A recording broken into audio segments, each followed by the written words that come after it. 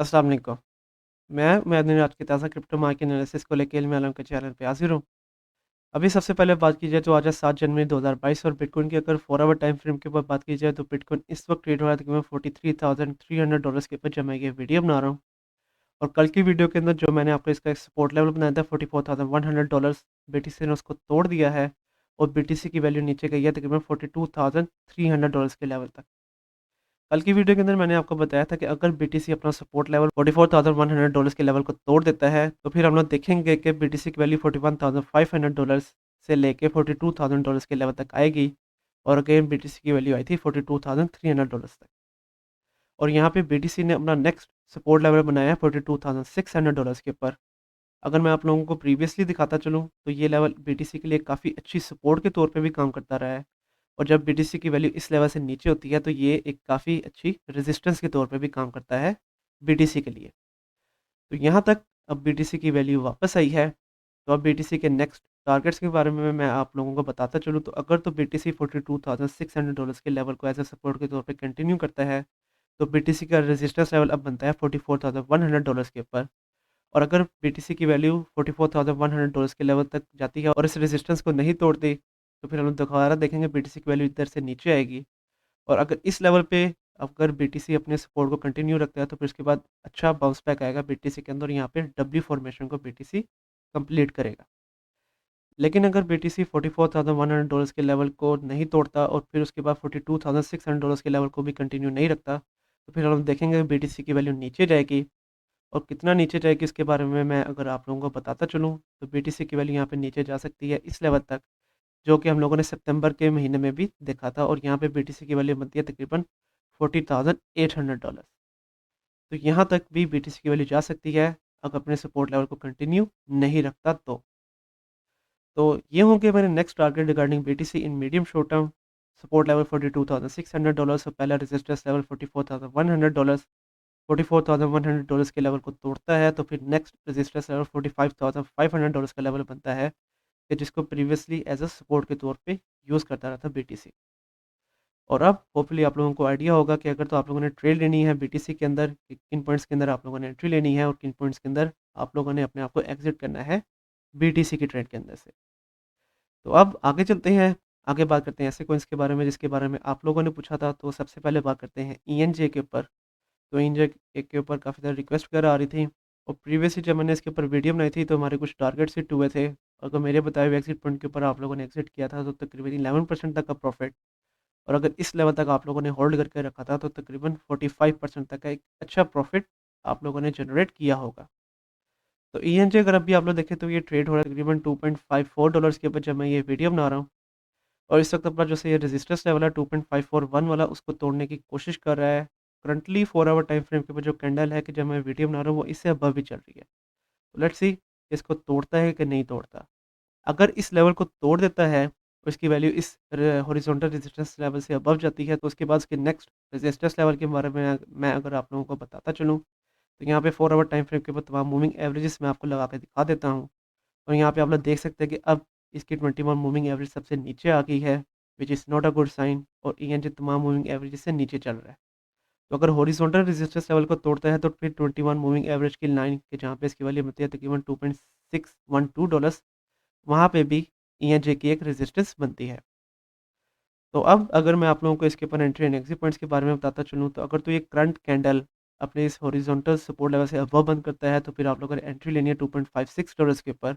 और आप लोगों का पहला और बहुत ही स्मॉल प्रॉफिट आप लोग इस वजह से जनरेट करेंगे। एग्जिट पॉइंट आप लोगों का हो जाएगा तकरीबन $2.6। और अगर आप लोग इसको होल्ड करके रखते हैं तो नेक्स्ट सेलिंग टारगेट आप लोगों का हो जाएगा तकरीबन $2.68। और अगर आपने इस हॉरिजॉन्टल रेजिस्टेंस लेवल से ऊपर कैंडल बंद नहीं करता, इसकी वैल्यू नीचे आती है तो फिर आप लोगों ने एंट्री अपनी लेनी है तकरीबन $2.46 के ऊपर। और आप लोगों का एग्जिट पॉइंट हो जाएगा तकरीबन $2.6। तो इस तरह से अब आप लोगों ने ट्रेड लेनी है अपनी ईएनजे के ऊपर और अपना प्रॉफिट जनरेट करना है। इसके अलावा आगे चलते हैं, आगे बात करते हैं आडा के ऊपर। तो आडा के ऊपर भी काफ़ी सारी रिक्वेस्ट वगैरह आ रही थी। और आडा अगर अभी आप लोग देखें तो ये ट्रेड हो रहा था तकरीबन $1.25 के ऊपर जब मैं ये वीडियो बना रहा हूँ। और आडा का रेजिस्टेंस लेवल है तकरीबन $1.27 के ऊपर। और आडा की वैल्यू नीचे आई है तकरीबन $1.189 के ऊपर। और इसका जो सपोर्ट लेवल इसे अपना बनाया है वो $1.2 के ऊपर बनाया है, और इस लेवल के ऊपर प्रीवियसली मैंने जब वीडियो बनाई थी आडा के ऊपर, तो ये लेवल एज़ अ सपोर्ट के तौर पे मैंने आपको बताया था। और मैंने आप लोगों को ये भी बताया था कि ये लेवल एक काफ़ी हैवी सपोर्ट लेवल है आडा के लिए, और आडा इस लेवल को एज़ अ काफ़ी अच्छी सपोर्ट के तौर पे यूज़ करता रहा है प्रीवियसली भी। तो अगेन आडा की वैल्यू यहीं तक ही आई है, और यहाँ से हम लोग देख रहे हैं कि अब दोबारा आडा बाउंस बैक करने की कोशिश कर रहा है, और अब ट्रेड हो रहा है अगेन $1.24 के ऊपर जब मैं ये वीडियो बना रहा हूँ।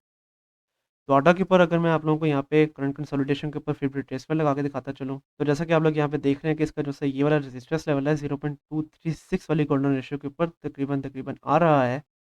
और उसका नेक्स्ट रेजिस्टेंस लेवल है, वो अगर मैं आप लोगों को यहाँ पे 0.32 वाली गोल्डन रेशियो को ऑन करके दिखाता चलूँ, तो हाँ, ये तकरीबन उसी लेवल के ऊपर आ रहा है। तो अब ये वाला लेवल क्योंकि ये 0.236 वाली गोल्डन रेशियो के ऊपर है, तो ये एक हैवी रेजिस्टेंस के तौर पे काम कर सकता है आडा के लिए। और उसके अलावा अगर मैं आप लोगों को तमाम मूविंग एवरेजेस भी लगा के दिखाता चलूँ फॉर आवर टाइम फ्रेम के ऊपर, तो आप लोग देख रहे हैं कि ये वाला लेवल अब तकरीबन 21 मूविंग एवरेज की लाइन के ऊपर भी आ रहा है। तो ये लेवल थोड़ा बहुत हैवी रेजिस्टेंस के तौर पे काम करेगा अब आडा के लिए।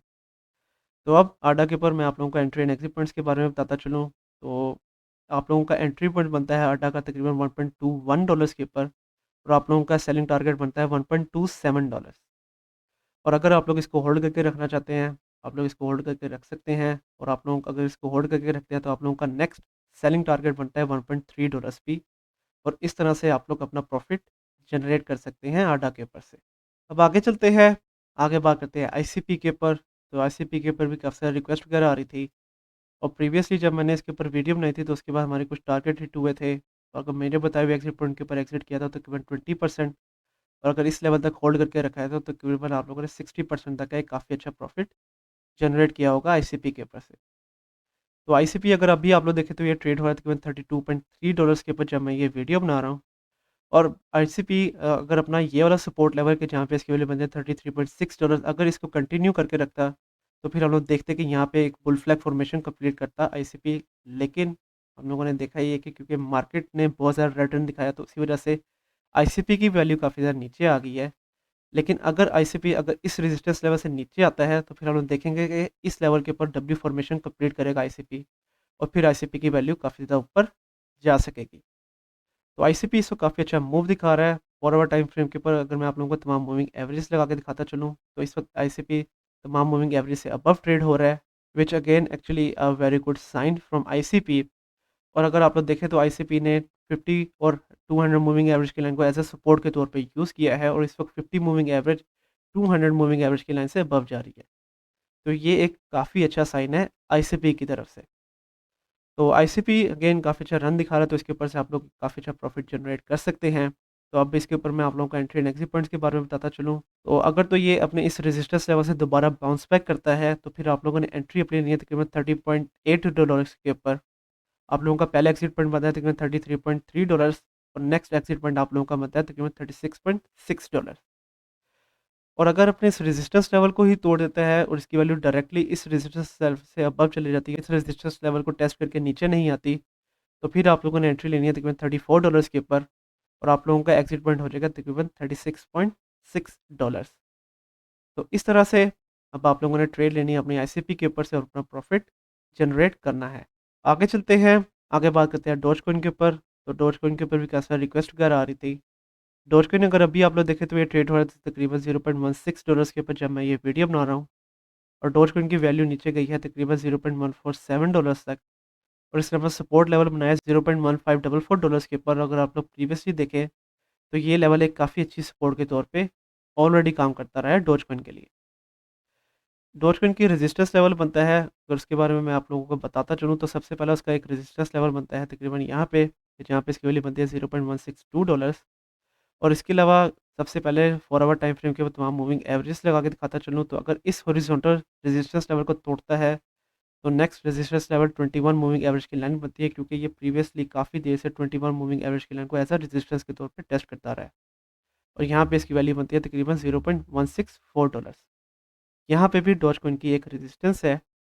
और अगर अब मैं आप लोगों को यहाँ पे करंट कंसोलिडेशन के ऊपर फिर रिट्रेसमेंट भी लगा के दिखाता चलूँ, ताकि हम लोगों को कुछ बेहतर आइडिया हो जाए। तो जैसा कि आप लोग देख रहे हैं कि इसकी ये वाली रेजिस्टेंस लाइन है, ये तकरीबन तकरीबन 0.236 वाली गोल्डन रेशो के ऊपर आ रही है।